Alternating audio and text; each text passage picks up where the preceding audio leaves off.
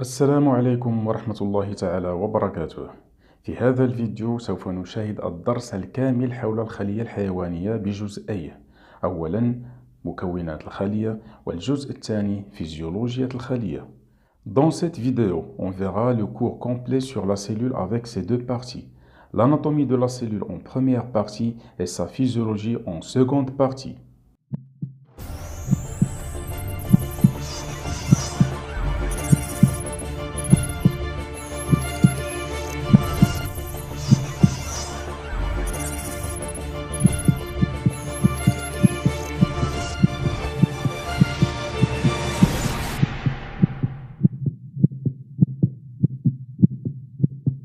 السلام عليكم ورحمة الله تعالى وبركاته. مرحبا بكم جميعا, soyez les bienvenus. Le cours d'aujourd'hui sera consacré à la cellule, al-khaliya. On va commencer tout d'abord par une définition de la cellule. C'est quoi la cellule? Tout simplement, la cellule est un compartiment délimité par une membrane et qui est rempli d'une solution concentrée d'éléments chimiques. La cellule est l'unité fondamentale, morphologique et fonctionnelle de tout être vivant, capable de se reproduire. Par exemple, une bactérie, c'est une cellule, alors que l'homme, par exemple, une évaluation estime qu'il est composé d'environ 100 000 milliards de cellules. Donc, la cellule est une structure microscopique très complexe qui compose tous les êtres vivants. إذا ما هي الخلية؟ الخلية هي عبارة عن مساحة أو قطاع معين يكون محدودا ومحددا بواسطة غشاء سيتوبلازمي، وهذا القطاع يكون مليئا بمحلول عنده تركيز معين من بعض العناصر الكيميائية. الخلية هي أصغر وحدة عندها القدرة على الحياة المستقلة، وكذلك عندها القدرة على التكاثر، كما أنها الحاملة للخبر الوراثي وتقوم بنقله، حيث أن الخلية هي الوحدة الأساسية في الشكل وأيضا في الوظيفة لكل الأحياء، والتي عندها القدرة على التكاثر كما قلنا. فمثلا بكتيريا واحدة هي خلية واحدة، ولكن الإنسان مكون حسب التقديرات من حوالي 100,000 مليار خلية. وكما سوف نلاحظ فإن الخلية هي عبارة عن بناء ميكروسكوبي جد معقد والذي يكون جميع الأحياء. Il existe deux types de cellules, la cellule animale et la cellule végétale. Mais ce qui nous intéresse, c'est bien sûr la cellule animale qu'on va décrire. يوجد نوعان من الخلايا، خلية نباتية وخلية حيوانية، ولكن ما يهمنا في هذا الدرس وما سوف نقوم إن شاء الله بشرحه ووصفه فهو الخلية الحيوانية، ومنها بالطبع خلية الإنسان. Il existe plusieurs sortes de cellules animales. Notre organisme est constitué de presque 200 types de cellules. La plupart d'entre elles sont des cellules spécialisées car elles se sont adaptées à la fonction qu'elles remplissent dans les tissus. On attribue à ces cellules des noms différents selon la fonction qu'elles assurent dans l'organisme. يوجد العديد من أنواع الخلايا الحيوانية، وبالنسبة للإنسان فإن جسمنا مكون من تقريبا 200 نوع من الخلايا. معظم هذه الخلايا هي خلايا متخصصة. لماذا؟ لأنها قامت بالتأقلم على حسب الوظيفة التي تقوم بها في الأنسجة. وبالنسبة لتسمية هذه الخلايا فنطلق عليها أسماء انطلاقا من الوظيفة التي تقوم بها في جسم الإنسان. Voici quelques exemples de cellules animales. Les gamètes, c'est-à-dire les spermatozoïdes, et les ovules. وهذا مثال لبعض الخلايا الحيوانية. الأمشاج أو الخلايا الجنسية، وهي الحيوانات المنوية والبويضات. Les globules blancs, appelés aussi leucocytes, الكريات البيضاء. Les globules rouges, الكريات الحمراء. Les neurones, الخلايا العصبية. La cellule hépatique ou hépatocyte, الخلية الكبدية. Les cellules musculaires, الخلية العضلية. Le schéma suivant représente une cellule animale. Et comme vous pouvez le constater, donc cette cellule comporte plusieurs organites. 1, c'est le noyau, c'est le nawat. 2, le cytoplasme, donc c'est le cytoplasme. 3, c'est la membrane cytoplasmique, al-ghisha cytoplasmique. 4, c'est la vacuole. 5, c'est le réticulum endoplasmique lisse, الشبكة السيتوبلازمية الملساء. 6, c'est le réticulum endoplasmique rugueux, الشبكة السيتوبلازمية المحببة. 7, c'est le ribosome, donc le ribosome. 8, mitochondrie. 10, c'est l'appareil de Golgi, جهاز Golgi. 11, c'est lysosome, lysosome. 12, ce sont des centrioles et aussi des centrosomes. Dans le paragraphe suivant, on va étudier chaque organite à part. إذن كما تلاحظون في الرسم التوضيحي فإن الخلية الحيوانية تحتوي على العديد من العضيات. وفي الفقرة الموالية سوف ندرس كل عضي وكل عنصر على حدة. Donc on commence par le noyau. Le noyau des cellules est le plus visible des éléments d'une cellule, c'est-à-dire que c'est la partie sombre. Il est entouré par une enveloppe nucléaire percée de pores, ce qui permet le transport de substances entre le noyau et le cytoplasme. Le noyau contient plusieurs nucléoles et un amas de chromosomes appelé chromatine. أول عنصر من عناصر الخلية التي سوف ندرسها هي النواة. فالنواة هي أكثر عناصر الخلية وضوحاً، car c'est la partie sombre، يعني هي الجهة المظلمة أو الجهة السوداء. يحيط بالنواة envelope، يعني غشاء نووي مثقوب بمسامات، حيث تسمح هذه المسامات بمرور بعض المواد ما بين النواة وما بين السيتوبلازم. Le rôle du noyau, c'est qu'il est le siège du patrimoine génétique, puisqu'il contient plus que 95% de l'ADN cellulaire. وتحتوي كل نواة على مجموع من النويات، ce sont des nucléoles، زائد un amas de chromosomes، يعني وتجمع من الكروموزومات وتسمى الكروماتين، وهي التي تعطي ذلك المنظر المظلم أو الأسود، يعني la partie sombre للخلية أثناء رؤيتها بالميكروسكوب الكهربائي. إذن كما تلاحظون فها هي النواة داخل الخلية، ويحتوي غشاؤها النووي على العديد من المسامات التي تسمح بتبادلات بين النواة والسيتوبلازم. وفي داخل النواة يوجد الADN على شكل كروماتين، وهذا ما يعطي ذلك المنظر الأسود الواضح للنواة عند رؤية الخلية في الميكروسكوب. ودور النواة يتمثل في أنها المكان الذي توجد فيه الخريطة الوراثية للناس، حيث أنها تحتوي على 95% من الADN الخلوي. Le deuxième élément, c'est le cytoplasme. Le cytoplasme est la région interne de la cellule, comprise entre le noyau et la membrane plasmique. C'est une substance gélatineuse dans laquelle baignent le noyau et les autres organites. Il se compose essentiellement d'eau et de protéines. العنصر الثاني في الخلية هو السيتوبلازم. والسيتوبلازم هو المنطقة الداخلية في الخلية التي تتواجد ما بين النواة وما بين الغشاء السيتوبلازمي. والسيتوبلازم هو عبارة عن مادة جيلاتينية تتكون على العموم من الماء زائد بروتينات، وتسبح في هذه المادة النواة زائد العضيات الخلوية. Le troisième élément, c'est la membrane cytoplasmique. La membrane cytoplasmique, appelée aussi membrane cellulaire, est une membrane biologique qui sépare l'intérieur de la cellule, donc le cytoplasme, et son environnement appelé le milieu extracellulaire. Donc, la membrane cytoplasmique est tout simplement une barrière entre le milieu extracellulaire et le milieu intracellulaire. Cette membrane est poreuse, c'est-à-dire qu'elle comporte des pores.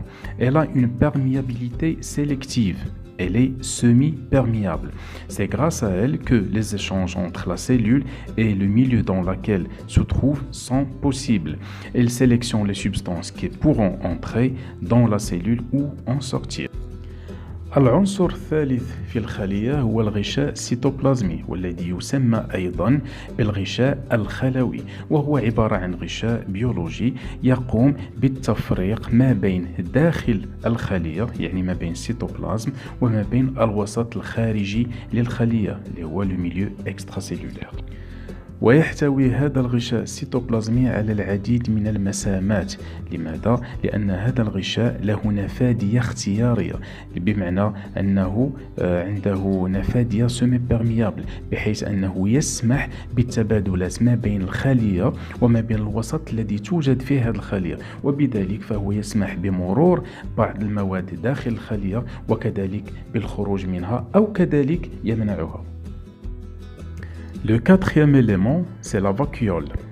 Il s'agit de petits sacs qui contiennent diverses substances comme les enzymes par exemple.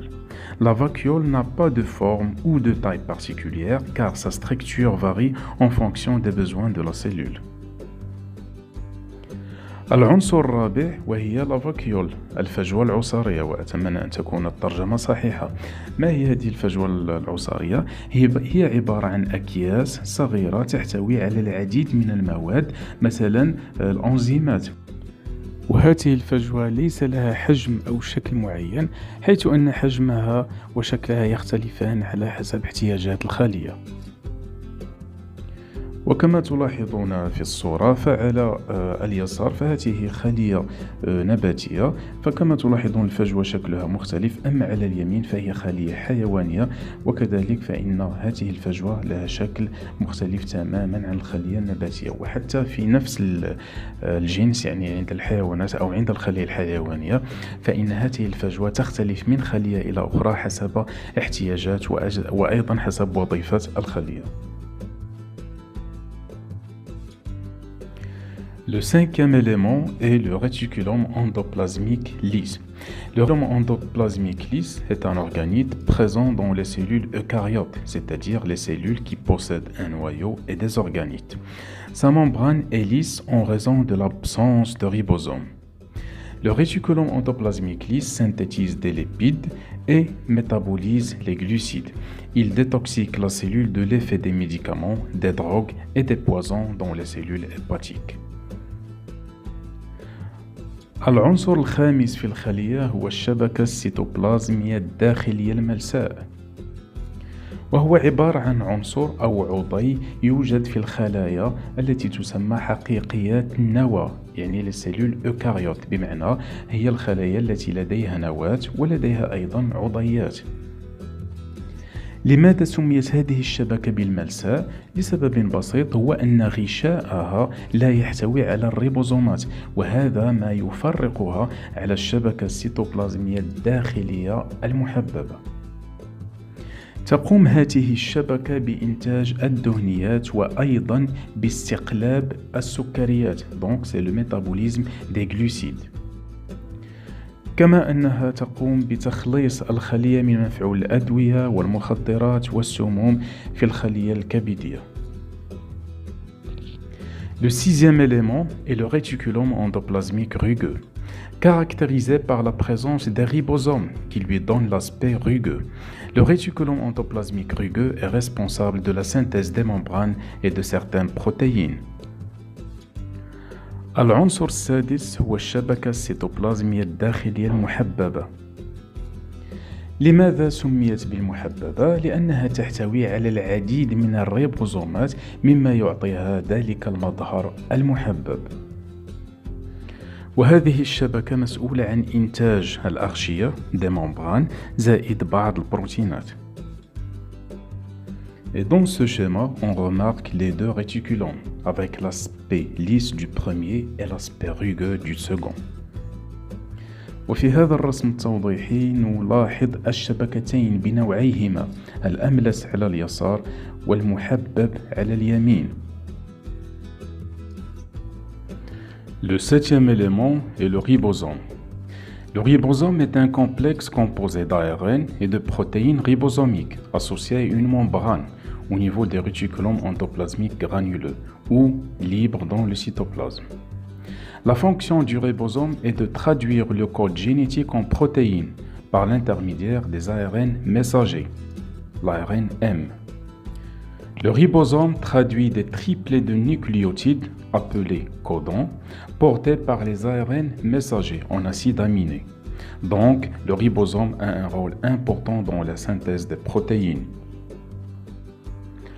العنصر أو العضي السابع هو الريبوزوم. ما هو الريبوزوم؟ الريبوزوم هو عبارة عن مركب يتكون من لايرين زائد بروتينات ريبوزومية. ويكون الريبوزوم إما مرتبط بغشاء على مستوى الشبكة السيتوبلازمية الداخلية المحببة أو يكون حرا في السيتوبلازم.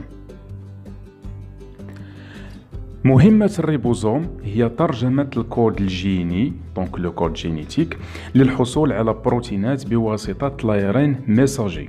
فالريبوزوم يقوم بترجمة 3 نيكليوتيدات تسمى كودون دونك سي ان تريبلي دو نيكليوتيد والتي يحملها لايرين ميساجي والنتيجة هي الحصول على أحماض أمينية يعني des acides aminés.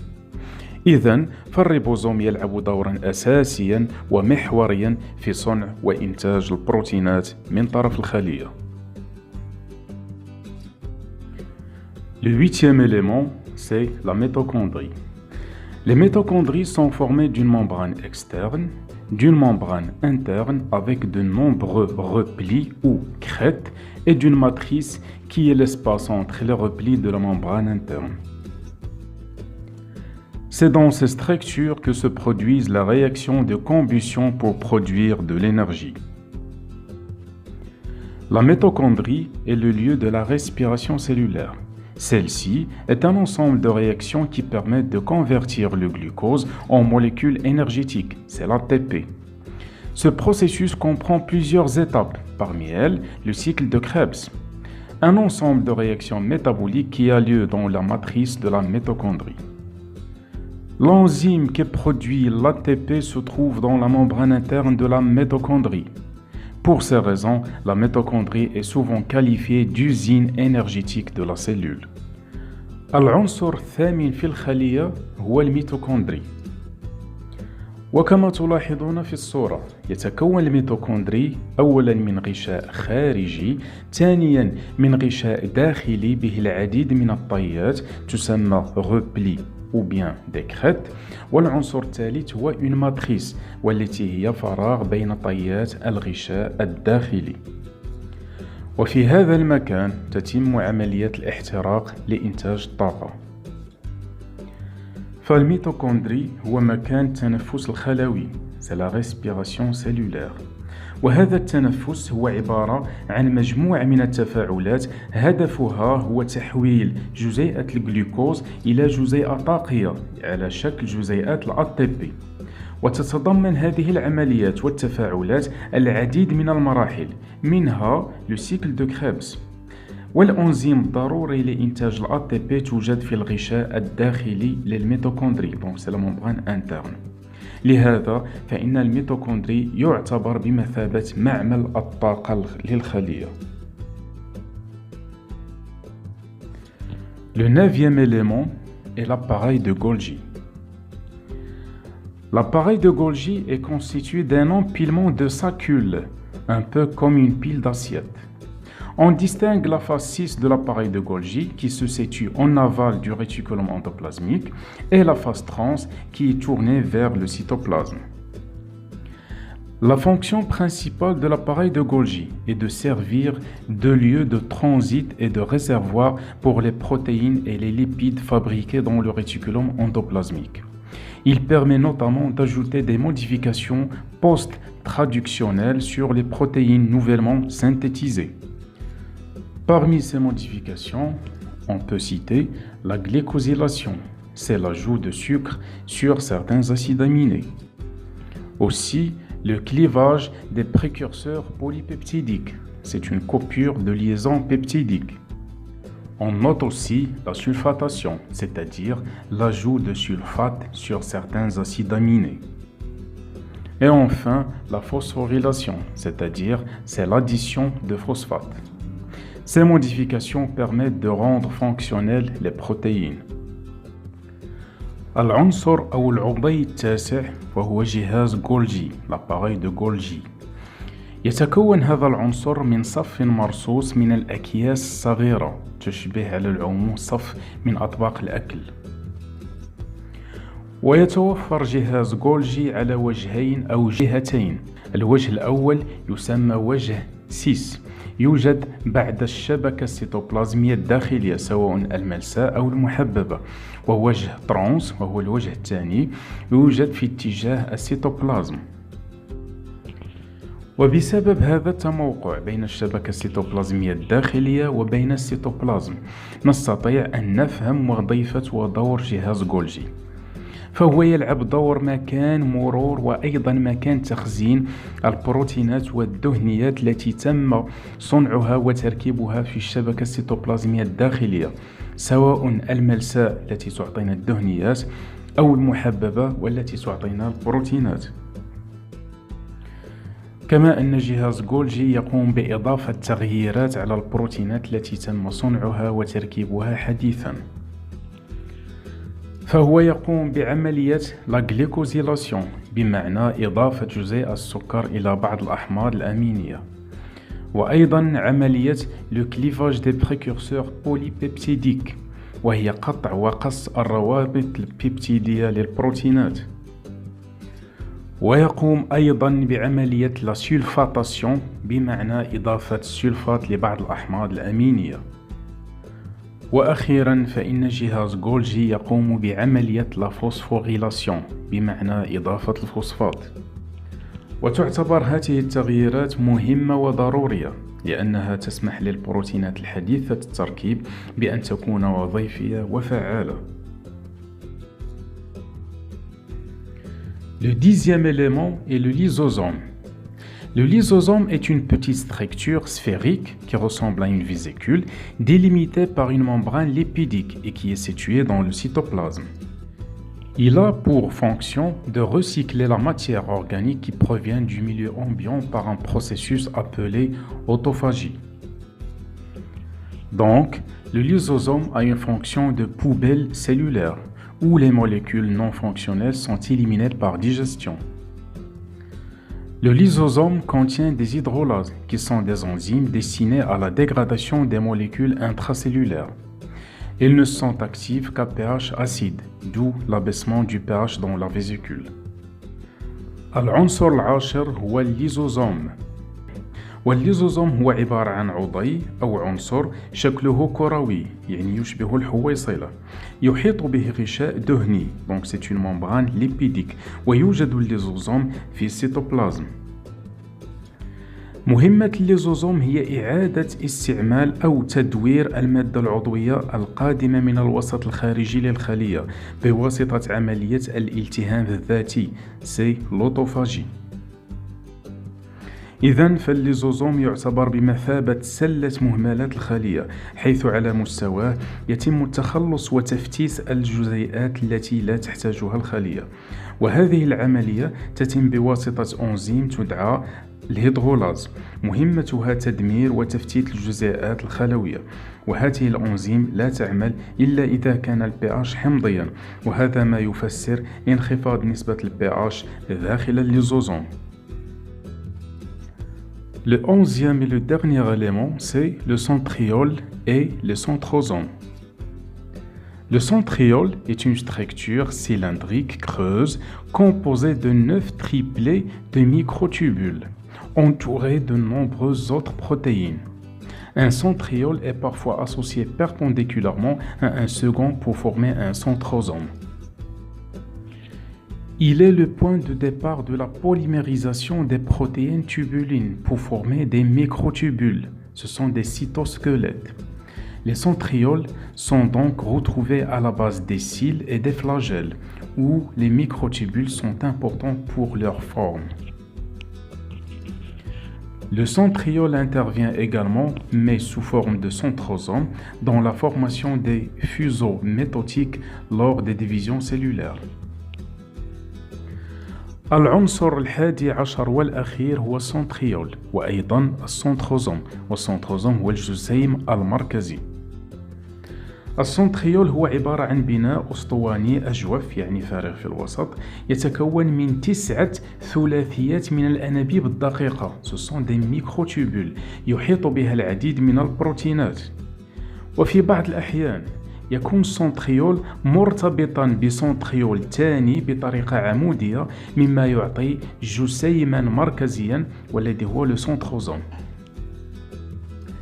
إذا حتى تكون الأمور واضحة وحتى لا تختلط المفاهيم عندنا، فالجسيم المركزي أو السنتروزوم هو عبارة عن سنتريول اثنين يعني 2 سنتريول أحدهما عمودي على الآخر. والجسيم المركزي يعني السنتروزوم هو المسؤول عن تكوين المغزل الانقسامي c'est le fuseau métotique خلال انقسام الخلية. Et en résumé, voici ce schéma qui regroupe l'ensemble des éléments ou micro-organites qui composent la cellule animale. وكخلاصة هذا الرسم يوضح كل مكونات الخلية الحيوانية.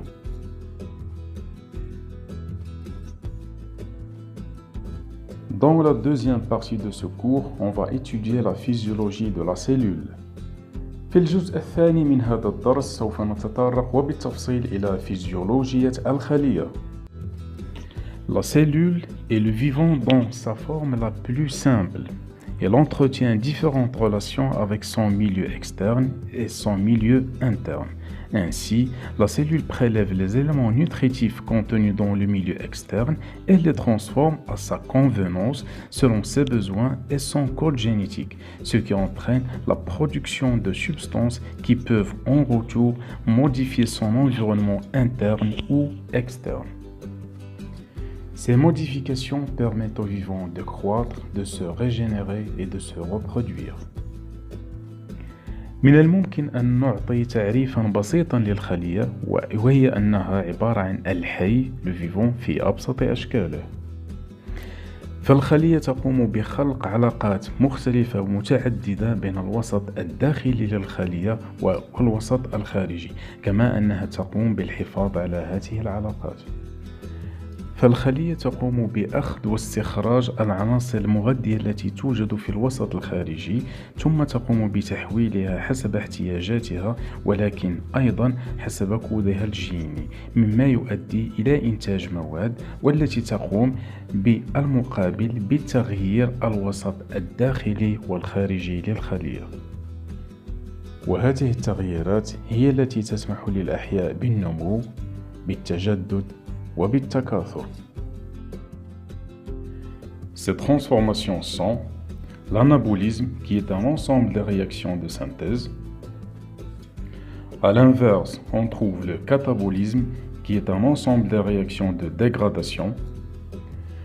Et le métabolisme est un terme qui réunit les deux opérations, c'est l'ensemble de réactions d'anabolisme et de catabolisme.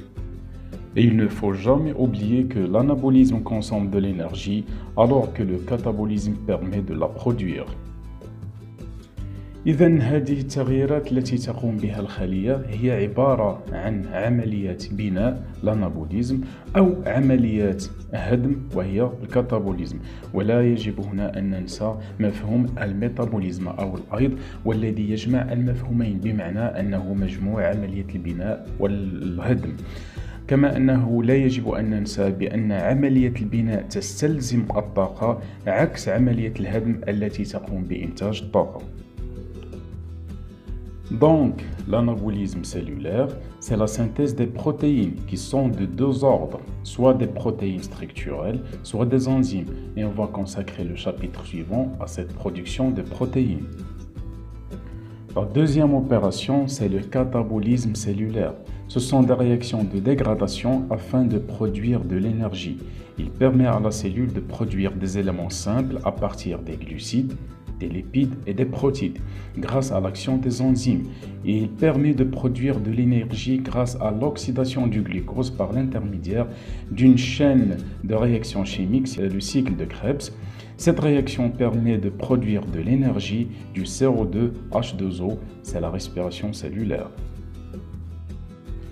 إذن العملية الأولى التي تقوم بها الخلية هي عملية البناء، وهي عبارة عن إنتاج البروتينات، وهذه البروتينات تكون نوعين، إما بروتينات هيكلية ce sont des protéines structurelles، وإما عبارة عن أنزيمات. وسوف نخصص الفقرة القادمة إن شاء الله للدراسة بالتفصيل لكيفية إنتاج البروتينات. العملية الثانية التي تقوم بها الخلية هي عملية الهدم، حيث أن الكاتابوليزم سيلولير أو لا عملية الهدم هي مجموعة من العمليات عملية التكسير التي تقوم بها الخلية من أجل إنتاج الطاقة. وتسمح هذه العملية للخلية بإنتاج عناصر أولية وبسيطة انطلاقا من السكريات، من الدهنيات ومن البروتينات تحت تأثير الأنزيمات.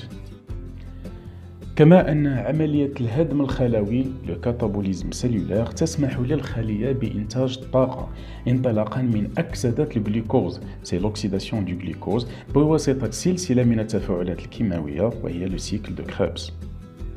وهذه التفاعلات تسمح بإنتاج الطاقة ولكن أيضا CO2 يعني ثنائي أكسيد الكربون H2O الماء، وهذا ما يسمى بالتنفس الخلوي la respiration cellulaire. Alors, on va détailler la synthèse des protéines.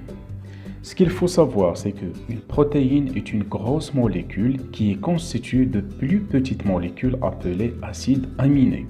Les protéines sont responsables de plusieurs fonctions essentielles à la vie des cellules et des organismes vivants. Elles sont également responsables de l'apparition des caractères physiques et physiologiques des individus. كيف يتم تركيب وإنتاج البروتينات؟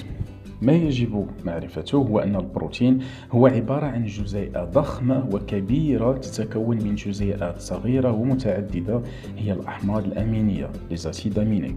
والبروتينات مسؤولة عن العديد من الوظائف المهمة والضرورية لحياة الخلايا والأجسام الحية، كما أنها مسؤولة أيضا عن ظهور الصفات الفيزيائية والفيزيولوجية للأشخاص. إذن يمكن تشبيه البروتين بسلسلة طويلة طولها وشكلها يتغير من بروتين إلى آخر، وهذه البروتين هي عبارة كما قلت عن سلسلة تتكون من العديد من الحلقات، وكل حلقة هي عبارة عن أسيد أميني أو حمض أميني. Donc, les protéines peuvent avoir plusieurs fonctions essentielles au bon fonctionnement d'un organisme, et voici quelques exemples. إذن البروتينات عندها أدوار مختلفة ومتعددة ولكنها ضرورية حتى يتم الجسم وظائفه في أفضل الأحوال. من هذه الأدوار نذكر la structure. Par exemple, le collagène est une protéine fibreuse de la peau qui lui procure sa solidité et sa résistance. أول هذه الأمثلة هو بناء هيكل الجسم la structure. مثلا الكولاجين هي عبارة عن بروتين ليفي c'est une protéine fibreuse والتي تمنح للجلد صلابته ومقاومته. Une deuxième fonction, c'est le mouvement. Par exemple, l'actine est une protéine qui permet aux cellules musculaires de se contracter et de faire bouger les muscles. مثال للوظيفة الثانية وهي الحركة.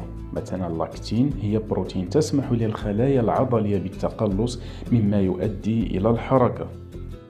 La troisième fonction, c'est catalyse. Par exemple, l'amylase est une protéine présente dans la salive et qui permet de digérer et de dégrader l'amidon, entre autres. Les protéines de cette catégorie portent le nom d'enzymes. الوظيفة الثالثة وهي التحفيز أو القص c'est la catalyse. فمثلا الأميلاز هي بروتين موجودة في اللعاب وتسمح بتكسير وقص الأميدون الذي هو النشا، وهذا النوع من البروتينات يسمى أنزيم. حيث أننا يمكن أن نشبه الأنزيم بمقص يقوم بقطع وكسر الجزيئات الطويلة والضخمة ليجعلها جزيئات أكثر صغرا. La quatrième fonction, c'est les réserves. Par exemple, la caséine est une protéine du lait qui constitue une réserve d'acides aminés nécessaires au développement des jeunes mammifères. الوظيفة الرابعة وهي التخزين. مثلا الكازيين هي من بروتينات الحليب وهي عبارة عن خزان مهم للأحماض الأمينية اللازمة لنمو الثدييات.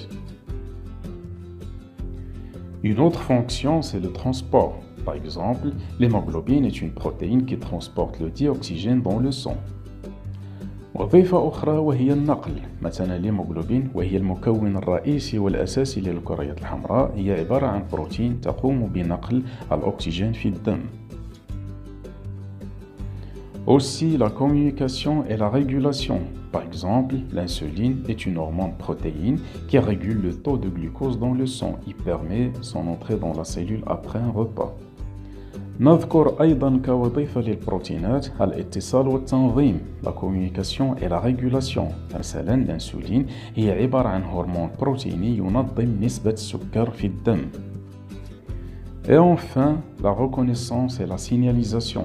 Par exemple, les anticorps sont des protéines qui reconnaissent les corps étrangers et déclenchent les réactions de défense immunitaire de l'organisme. آخر وظيفة للبروتينات سوف نذكرها وهي التعرف والإشارات la reconnaissance et la signalisation. مثلا les anticorps مضادات الأجسام هي عبارة عن بروتينات تتعرف على الأجسام الغريبة مما يؤدي إلى ظهور استجابة مناعاتية للجسم. Donc, malgré le nombre important ainsi que les fonctions multiples et importantes des protéines, il n'existe que 20 acides aminés qui peuvent entrer dans la composition des protéines. Et ça, c'est une notion très importante. C'est donc la séquence de ces acides aminés de chaque protéine qui détermine sa structure et ses fonctions. إذن كما لاحظنا فالبروتينات تقوم بأدوار مهمة جدا وأساسية في الجسم، ولكن رغم تعدد وكثرة البروتينات فالأحماض الأمينية التي تدخل في تركيبها لا تتعدى 20 أسيد أميني 20 حمض أميني. إذن طريقة تركيب الأحماض الأمينية هي المسؤولة عن بنية البروتين وبالتالي عن وظيفته. بمعنى آخر فإن الأحماض الأمينية هذه الأحماض الأمينية والتي عددها 20 حمض أمينية هي التي تسمح ببناء البروتينات والتي هي عبارة عن جزيئات ضخمة وضخمة جدا. وانطلاقا فقط من هذه 20 حمض أميني ممكن أن نحصل على عدد كبير وكبير جدا من البروتينات. وكما تلاحظون في الجدول فهذه الأحماض الأمينية 20 هي لالانين، لا فالين، لا لوسين، ليزولوسين، لا ميثيونين، لا فينيلالانين، لا تريبتوفان، لا برولين، لا سيرين، لا تريونين، لا سيستيين، لا تيروزين، l'asparagine, la glutamine, l'acide aspartique, l'acide glutamique, la lysine, l'arginine et l'histidine. Comment se fait la synthèse des protéines? Eh bien, la synthèse des protéines est le processus de fabrication des protéines à partir de l'information portée par les gènes. En d'autres termes, il s'agit de l'acte par lequel une cellule assemble des acides aminés ensemble afin de produire et de former des protéines selon l'information contenue dans l'ADN. À l'aide de ribosomes, la cellule synthétise les protéines dans le cytoplasme. Cependant, comme les chromosomes ne peuvent pas sortir du noyau, la cellule doit trouver le moyen d'exporter l'information contenue dans les gènes dans le cytoplasme. Pour ce faire, la cellule doit transcrire l'information de l'ADN dans une autre molécule qui va jouer le rôle de messager. Il s'agit bien de l'acide ribonucléique messager, l'ARNM. Lorsque cette molécule est dans le cytoplasme, les ribosomes vont traduire, donc c'est l'opération de la traduction, donc ils vont traduire l'information qu'elle contient pour ensuite former les protéines.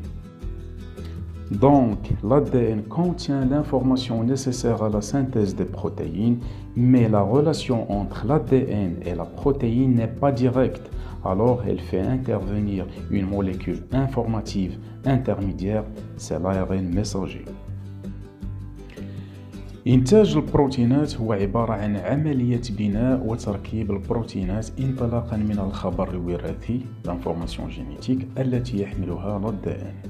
بمعنى آخر، إنتاج البروتينات هو عبارة عن عملية جمع وتركيب الأحماض الأمينية les acides aminés للحصول على البروتينات حسب الخبر الموجود في الDN. بمساعدة الريبوزوم تقوم الخلية بإنتاج البروتينات في السيتوبلازم، ولكن بما أن الكروموزومات موجودة في النواة فقط ولا يمكنها الخروج منها، فالخلية يجب أن تجد الطريقة الصحيحة التي تستطيع بها أن تخرج الخبر الوراثي l'information génétique من النواة إلى السيتوبلازم دون خروج الDN. كيف ذلك؟ الطريقة الصحيحة هي la transcription de l'ARN، بمعنى نسخ الخبر الموجود على الDN للحصول على جزيئة تلعب دور الرسول أو المرسول، وهي l'ARN messager. وهكذا تستطيع جزيئة l'ARN messager مغادرة النواة والوصول إلى السيتوبلازم، وبالتالي وبمساعدة الريبوزوم تمكن الخلية من la traduction، يعني ترجمة الخبر الوراثي إلى بروتينات. إذن وبكل بساطة فإن الDN يحمل الخبر الوراثي، أي وصفة وطريقة تركيب وإنتاج البروتينات، ولكن العلاقة بين الDN والبروتينات ليست مباشرة، إذن يجب تدخل جزيئة وسيطة بينهما تحمل هذا الخبر. هذه الجزيئة هي l'ARN messager. Avant de savoir comment se fait la synthèse des protéines, il faut d'abord savoir la différence entre l'ADN et l'ARN. L'ADN, l'acide désoxyribonucléique, et l'ARN, l'acide ribonucléique, sont deux molécules légèrement différentes. On va citer trois différences. D'abord, le sucre qui compose les nucléotides de l'ARN est un ribose, alors que celui des nucléotides de l'ADN est un désoxyribose, d'où la différence de nom entre les deux molécules. 2. La thyminine T présente dans l'ADN est remplacée par l'uracile U dans l'ARN. Troisième et dernière différence, c'est que l'ARN est normalement en simple brin, alors que l'ADN est plutôt en double brin. قبل التطرق والتعمق في عملية إنتاج البروتينات، يجب أولاً أن نعرف الفرق بين الDN وبين l'ARN. l'ADN والARN هما عبارة عن جزيئتان عندهما اختلاف بسيط، 3 اختلافات على العموم. أولاً، السكر الذي يكون l'ARN أو les nucléotides d'ARN هو سكر ريبوز، عكس الذي يكون l'ADN فهو سكر ديزوكسيريبوز، ومن هنا جاءت تسمية l'ARN والADN. الفرق الثاني وهو لا تيمينين، ورمزها T الموجودة على l'ADN يتم تعويضها باليوراسيل رمزها U على l'ARN، وهذا هو الفرق الثاني بين l'ADN والARN. الفرق الثالث والأخير هو أن l'ADN مكون من خيط مزدوج en double brin، عكس l'ARN المكون من خيط واحد un monobrin. وكما يبدو واضحا في الصورة، فإن الفرق واضح بين l'ADN en double brin و l'ARN en monobrin. Donc l'ARN messager est le résultat de la transcription de la séquence d'ADN d'un gène. Une fois que la séquence est transcrite, elle devient en fait un code composé d'une série de triplets de nucléotides appelés codons. L'ensemble des codons forme le code génétique. Ce code est universel, c'est-à-dire que tous les organismes vivants utilisent les mêmes codons pour synthétiser leurs protéines. إذن l'ARN messager هو نتيجة نسخ، يعني la transcription، نسخ جزء من الDN لجين معين. فمثلا الخلية تريد إنتاج بروتين معين، تقوم أولا بنسخ لوجين الموجود على الDN والذي يحمل وصفة وطريقة تركيب هذا البروتين، وتحصل بالتالي على l'ARN messager. عند نهاية هذا النسخ، النتيجة هي الحصول على كود جيني مكون من سلسلة من 3 نيكليوتيدات، un triplet de nucléotides، تسمى كودون. إذن كل 3 نيوكليوتيدات تسمى كودون، ومجموع لي كودون تكون لو كود جينيتيك. وهذا الكود هو كود كوني، c'est un code universel، بمعنى أن جميع المخلوقات تستخدم نفس الكودون لإنتاج البروتينات. L'expression de l'information génétique contenue dans l'ADN comporte 2 étapes à l'intérieur des cellules.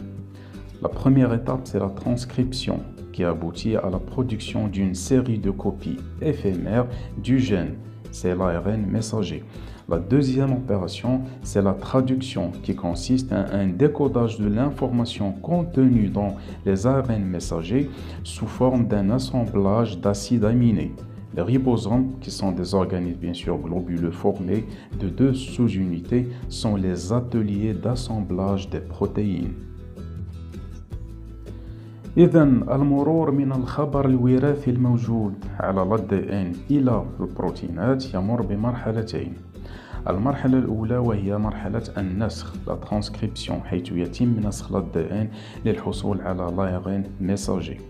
يغادر l'ARN messager النواة للوصول إلى السيتوبلازم، وهنا تبدأ المرحلة الثانية وهي الترجمة la traduction، حيث تتم ترجمة الكود الموجود على l'ARN messager للحصول على أحماض أمينية les acides aminés، وتركيبها حسب طريقة ونسق ونظام معين، وبالتالي الحصول على البروتينات. Donc, la première étape, c'est de l'ADN à l'ARN messager. C'est la transcription. La transcription se déroule dans le noyau. Elle consiste en la copie d'une information codée contenue dans la molécule d'ADN en information codée contenue dans une molécule d'ARN messager. Le brin d'ARN messager ainsi synthétisé est complémentaire du brin d'ADN transcrit. Le nucléotide uracile U occupe dans l'ARN la place du nucléotide thymine T de l'ADN. Puis, il y a un processus d'amplification de l'ARN est produit très rapidement et en grande quantité. Plusieurs molécules d'ARN polymérase effectuent simultanément la transcription du même gène. أول مرحلة هي المرور من الADN إلى l'ARN messager، وهي عملية النسخ la transcription. هذه العملية تتم داخل النواة وتتلخص في نسخ المعلومات أو الخبر الوراثي الذي يوجد على l'ADN للحصول على معلومات يحملها l'ARN messager. وتتطلب هذه العملية تدخل جزيئات l'ARN polymérase، وهي المسؤولة عن هذا النسخ. وخلال عملية النسخ la transcription، كل نيوكليوتيد على l'ADN يقابله نيوكليوتيد على خيط l'ARN بحيث يكون مطابقا أو مقابلا له حسب الطريقة التالية. لا سيتوزين والتي رمزها C يقابلها لا غوانين رمزها G، والعكس صحيح، يعني لا غوانين G تقابلها لا سيتوزين C. لا تيمين T على l'ADN تقابلها لادينين A على l'ARN، ولكن العكس ليس صحيحا، بمعنى أن لادينين والتي رمزها A على جزيئات l'ADN لا تقابلها لاتيمين، ولكن تقابلها اليوراسيل والتي رمزها U. إذن خيط l'ARN messager المحصل عليه يكون موازيا لخيط l'ADN، والاختلاف بينهما هو اليوراسيل ولا نيوكليوتيد. دونك اليوراسيل في l'ARN يقابله نيوكليوتيد T لاتيمين على l'ADN، حيث أن اليوراسيل يوجد فقط في l'ARN. بعد ذلك تبدأ عملية l'amplification، حيث يتم وبسرعة إنتاج العديد من نسخ خيط l'ARN messager المحصل عليه بعد تدخل العديد من جزيئات l'ARN polymérase. La deuxième étape dans la synthèse des protéines, c'est le passage de l'ARN messager à la protéine, c'est la traduction. L'ARN messager produit dans le noyau passe dans le cytoplasme pour y être traduit, c'est la synthèse des protéines. إذن المرحلة التالية والثانية هي المرور من l'ARN messager للبروتين. وهي ما يسمى بلا traduction أو لا الترجمة، حيث أن l'ARN messager الذي تم إنتاجه في النواة يغادرها ليصل إلى السيتوبلازم، وهناك سوف تتم ترجمته بمعنى قراءته وتحويل الكود الجيني إلى بروتينات. Cette opération de traduction se déroule en 3 étapes. La première étape, c'est l'initiation. Lors de cette initiation, le ribosome commence la lecture du gène dont la séquence est copiée sur l'ARN messager. Il reconnaît un endroit de la molécule appelé codon initiateur. Chaque ribosome est formé en 2 sous-unités. La petite sous-unité porte un site de lecture de l'ARN messager et la grosse sous-unité présente un site catalytique. Le triplet AUG code pour la méthionine, mais elle est aussi un codon d'initiation, signalant le début de la séquence de codons. إذن عملية الترجمة أو قراءة الكود الذي يحمله l'ARN messager تمر ب3 مراحل. المرحلة الأولى وهي البداية، c'est l'initiation، حيث يبدأ الريبوزوم بقراءة الكود الذي يحمله l'ARN messager ويتعرف على المكان الذي يسمى الكودون إنيسياتور أي كودون البداية. وللإشارة فإن كل ريبوزوم يتكون من وحدتين، وحدة صغيرة تحمل مكان خاص بقراءة l'ARN messager ووحدة كبيرة تقوم بالتركيب والبناء للحصول على البروتين. والثلاثي النيوكليوتيد يعني لو تريبلي دو نيوكليوتيد AUG هو كود لا ميثيونين، ولكنه في نفس الوقت هو كود البداية. Après l'initiation vient la deuxième étape qui est l'élongation, lors de laquelle le déplacement relatif du ribosome et de l'ARN messager s'accompagne de l'allongement progressif de la chaîne polypeptidique. À chaque triplet de nucléotides de l'ARN messager correspond un acide aminé précis qui s'incorpore à la chaîne polypeptidique en formation. La correspondance entre les triplets de nucléotides de l'ARN messager et les acides aminés s'effectue selon les principes du code génétique. La prise en charge de chacun des 20 acides aminés s'effectue grâce à des ARNT, ce sont des ARN transferts spécifiques dont une partie se fixe sur chaque codon. Une liaison peptidique permet l'accrochage de chaque nouvel acide aminé apporté par un ARN transfert aux derniers acides aminés de la chaîne en cours d'élongation. Le nouvel acide aminé arrivant devient alors et provisoirement à son tour donc le dernier. المرحلة الثانية وهي الإطالة l'élongation. حيث أن الانتقال التدريجي للريبوزوم على l'ARN messager يسمح بإطالة وتمديد شبكة الأحماض الأمينية. C'est l'élongation de la chaîne polypeptidique. فكل كودون أي 3 نيوكليوتيدات يقابله حمض أميني معين، والتطابق ما بين الكودون والأحماض الأمينية يتم حسب مبادئ وقوانين الكود الجيني الكود جينيتيك. وهنا تتدخل جزيئة أخرى للARN وهي l'ARNT l'ARN transfer، هي التي تحمل الحمض الأميني المناسب انطلاقا من 20 نوع من الأحماض الأمينية التي ذكرتها سابقا. إذن كل حمض أميني جديد يحمله l'ARNT تتم إضافته إلى سلسلة الأحماض الأمينية وهكذا حتى يكبر طول السلسلة كلما انتقل l'ARN messager من كودون إلى الكودون المجاور. وأعيدها مرة أخرى حتى تكون الأمور واضحة. كل كودون هو عبارة عن 3 نيوكليوتيدات، وكل كودون يناسبه حمض أميني معين بالضبط. وهكذا فانطلاقا من 20 حمض أميني متوفر ومتاح يمكن تركيب وإنتاج عدد هائل من البروتينات، ووصفة التجميع والتركيب يحملها الكود الجيني. La troisième et la dernière étape de la traduction, c'est la terminaison. Le ribosome parvient sur un des 3 codons stop ou non-sens, codon auquel ne correspond aucun acide aminé.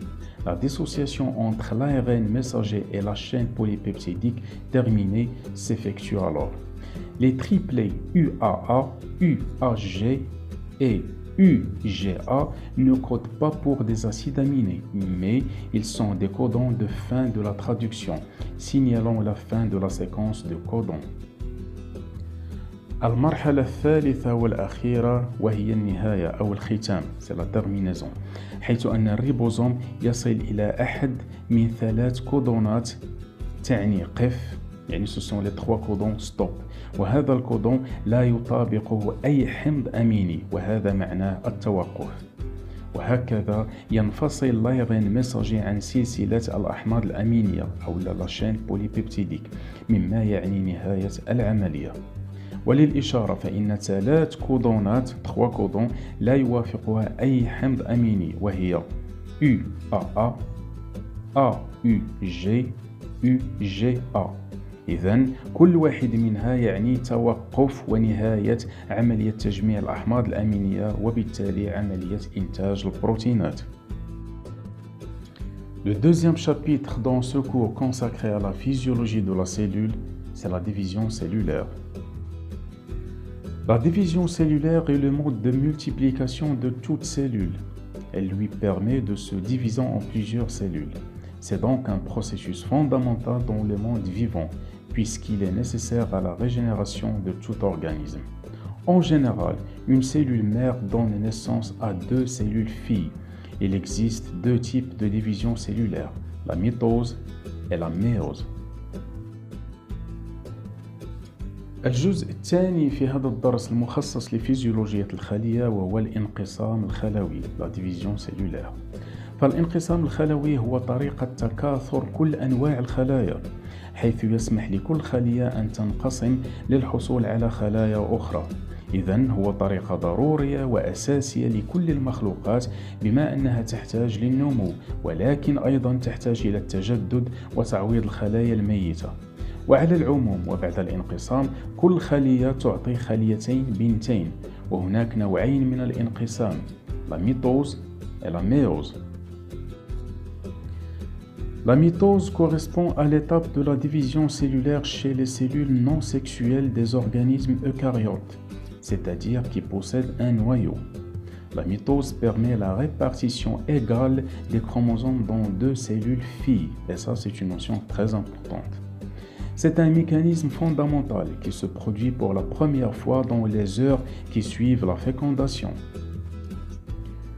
La mitose est une division cellulaire qui comporte 4 phases qui se déroulent de façon continue.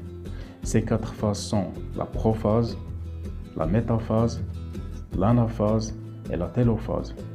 Ces 4 phases sont précédées par une interphase au cours de laquelle la quantité d'ADN double et la cellule reconstitue tous ces éléments.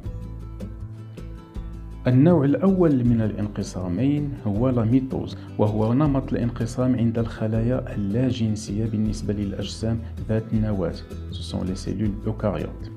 ولا ميتوز تسمح بقسمة الكروموزومات بالتساوي بين الخليتين البنتين المحصل عليهما من انقسام الخلية الأم، وهو عملية ضرورية وأساسية تبدأ أول مرة ساعات قليلة بعد تخصيب البويضة بالحيوان المنوي. وهذه العملية تتضمن 4 مراحل أساسية تتوالى بطريقة مستمرة.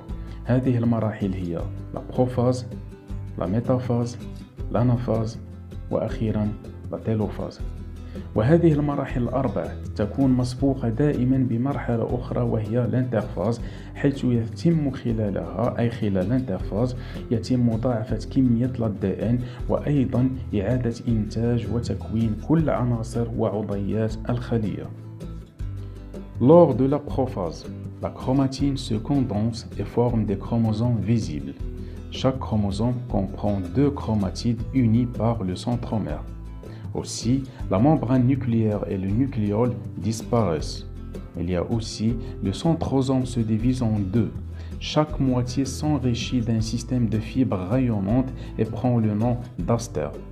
Les 2 astères se rejoignent et constituent le fuseau achromatique ou l'appareil métotique achromatique qui va permettre la migration des chromatides lors de la division cellulaire. المرحلة الأولى في هذا الانقسام وهي البروفاز، يتم خلالها تكثيف يعني لا كوندنساسيون، تكثيف الكروماتين للحصول على الكروموزومات. وكل كروموزوم يكون مكونا من 2 كروماتيد ملتحمان وملتصقان في الوسط بواسطة سنترومير. الغشاء النووي أي غشاء النواة والنوايا نيوكليول يختفيان ويتلاشيان. وثالثا لو سنتروزوم ينقسم إلى جزئين يعني نصفين، كل نصف يتم تزويده بنظام وشبكة من الألياف الشعاعية ويسمى في هذه الحالة لاستر. Les deux asters يلتقيان ويتكونان أو يكونان المغزل اللوني le fuseau achromatique، وهذا المغزل هو الذي سوف يسمح فيما بعد للكروماتيد بالهجرة إلى قطبي الخلية. La deuxième étape de la mitose, c'est la métaphase. Lors de la métaphase, les chromosomes qui sont composés de 2 chromatides se disposent à l'équateur du faisceau achromatique et dessinent la plaque équatoriale.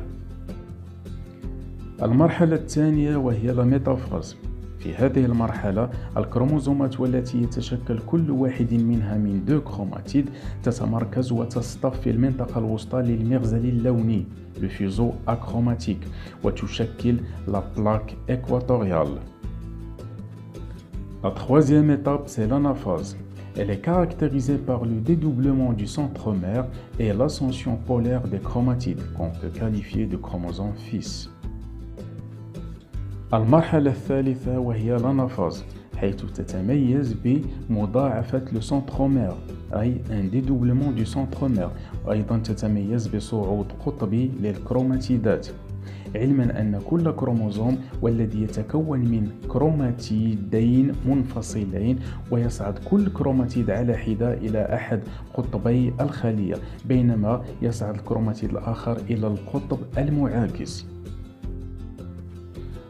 La quatrième et la dernière étape, c'est la télophase. À la télophase, on assiste à la disparition du fuseau achromatique et la reconstitution du noyau. À la division du cytoplasme, c'est la cétodiérèse, la réapparition de la membrane nucléaire et du nucléole. المرحلة الرابعة والأخيرة وهي la télophase. تتميز هذه المرحلة باختفاء المغزل اللوني le fuseau achromatique وأيضا إعادة تكوين وظهور النواة وانقسام سيتوبلازم أو ما يسمى بلا سيتودياريز وظهور الغشاء النووي وأيضا النوية. À la fin de la mitose, on obtient alors 2 cellules filles identiques entre elles et identiques à la cellule mère. Il faut très bien retenir cette notion. Ce sont des cellules totalement identiques. La mitose alors apparaît comme un phénomène qui assure la condensation des chromosomes, leur séparation et leur égale répartition entre 2 cellules filles. C'est donc une division équationnelle. وهكذا عند نهاية المرحلة الرابعة أي نهاية الميتوز نحصل انطلاقا من خلية واحدة نحصل على خليتين بنتين 2 cellules filles متشابهتان ومتطابقتان بينهما وأيضا بين الخلية الأم، وهذا التشابه والتطابق يكون بنسبة 100%.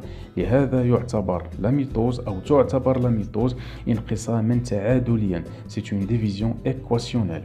يعني ببساطة يمكن تشبيهه بالمعادلة التالية: الخلية الأم A تعطينا خلية A زائد خلية A، إذن هو تطابق ما بين الخلايا. Le deuxième type de division c'est la méiose. La méiose est le processus en double division cellulaire permettant la formation des gamètes ou cellules sexuelles chez les organismes eucaryotes. À partir d'une cellule mère diploïde, on obtient 4 cellules filles haploïdes au matériel génétique différent.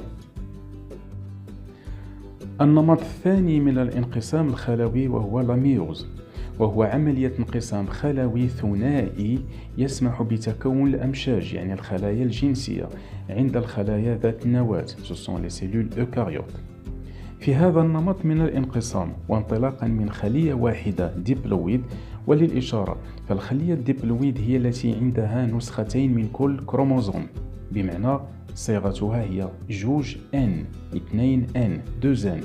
إذن انطلاقا من خلية واحدة ديبلويد نحصل في نهاية هذا الانقسام على 4 خلايا أبلويد صيغتها هي 1N مختلفة في مادتها الوراثية، يعني هناك اختلاف في الماتيريال génétique.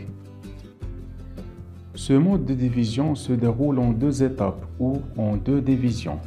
La première division de la méiose est une division réductionnelle. Lors de cette première division, une cellule diploïde, c'est-à-dire qui présente 2 exemplaires de chaque chromosome, va subir des modifications pour devenir haploïde, c'est-à-dire un seul exemplaire de chaque chromosome. Ainsi, après duplication de l'ADN et sa condensation en chromatide, les chromosomes homologues vont s'enjamber en certains points et échanger du matériel génétique. Ils se retrouvent ensuite séquestrés sur un plan équatorial. Les chromosomes homologues vont être séparés et chacun va migrer vers un des 2 pôles de la cellule. On obtient alors un premier brassage génétique, c'est le brassage interchromosomique. المرحلة الأولى أو الانقسام الأول من هذا النمط يعني la méiose هو انقسام اختزالي. C'est une division réductionnelle. خلال هذا الانقسام الأول ستخضع الخلية ثنائية الصبغة يعني لا سيلول ديبلويد لتغييرات لتصبح أحادية عدد الكروموزومات، وهكذا بعد تكرار الحمض النووي وتكثيفه يعني sa condensation إلى كروماتيدات سوف تعبر الكروموزومات المتجانسة والمتشابهة عند نقاط معينة وتتبادل المواد الجينية. بعد ذلك سيتم فصل الكروموزومات المتجانسة وسيهاجر كل منها نحو أحد قطبي الخلية. إذن سوف نحصل على اختلاط جيني أول. C'est un premier brassage génétique. Après vient la deuxième division de méiose, c'est la division équationnelle. Cette seconde division ressemble davantage à la mitose, sauf qu'il se produit pour des cellules désormais haploïdes. Ainsi, les chromatides sont séparées et chacune d'elles se retrouve dans une nouvelle cellule appelée gamète. Ce processus génère de la diversité génétique. Il permet d'aboutir à la formation de cellules haploïdes conçues pour fusionner avec d'autres de manière à obtenir des cellules diploïdes après la fécondation. المرحلة الثانية أو الانقسام الثاني في الميوز هو انقسام تعادلي إكواسيونيل، حيث يمر تماما مثل الانقسام لاميتوز الذي رأيناه في الفقرة السابقة عند الخلايا اللاجنسية. الفرق الوحيد هو في عدد الكروموزومات، حيث أنه يتم انطلاقا من خلية أبلويد. إذن في نهاية لاميوز سوف نحصل على 4 أمشاج أو 4 خلايا جنسية. عدد الكروموزومات عندها هو 23، يعني صيغتها هي N، لهذا تسمى أبلويد. وهذا النمط من الانقسام لا يحدث إلا في الخصيتين عند الرجل والمبيضين عند الأنثى، بحيث أنه يتعلق فقط بالخلايا الجنسية. ويسمح لاميوز أو تسمح لاميوز بالتنوع الجيني، حيث يساعد على تكوين خلايا أحادية الصيغة الصبغية أبلويد صالحة للاندماج مع خلايا أخرى عند الإخصاب لا فيكونداسيون، مما يؤدي إلى ظهور خلايا ثنائية الصيغة الصبغية سيلول ديبلويد، وبالتالي بداية حياة جديدة. À la fin de cette vidéo, j'espère que ce cours sur la cellule était clair, simple et surtout riche en informations. Dans l'attente de vos remarques, vos questions et vos réactions, je vous donne rendez-vous lors de la prochaine vidéo avec un cours sur les tissus. À bientôt. إذن وصلنا لنهاية الدرس حول فيزيولوجيا الخلية وبالتالي نهاية هذا الفيديو. في انتظار ملاحظاتكم، استفساراتكم وتفاعلكم مع الفيديو. أضرب لكم موعدا في الفيديو القادم إن شاء الله، والذي سوف أخصصه لدراسة الأنسجة. أتمنى أن يكون الدرس مفهوما بسيطا واضحا ولكن خصوصا غنيا بالمعلومات. شكرا للمشاهدة وإلى اللقاء.